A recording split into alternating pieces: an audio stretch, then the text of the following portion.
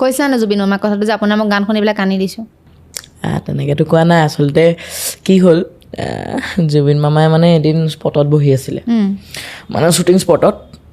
চ' তাত কি কৰিলে যে মই এনেকৈ আছোঁ জুবিন মামা এনেকৈ আছে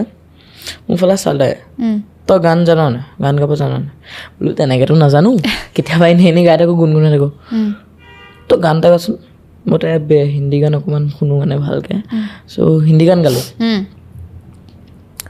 তো তাত গুড ভাল হৈছে মোৰতো আহি গ'ল একদম ইমান ধুনীয়া গাওঁ তেতিয়া আৰু তাৰপিছত তই অসমীয়া গান জানো নাই জানো কেলৈ নাজানো মোৰ গান আৰে জানিমেই ন তোমাৰ গান গাচোন মই গালোঁ ৰ'দটো গালোঁ ৰ'দৰ মন গ'লে তাৰপিছত তেওঁ একদম স্তব্ধ হৈ গ'ল ঠিক আছে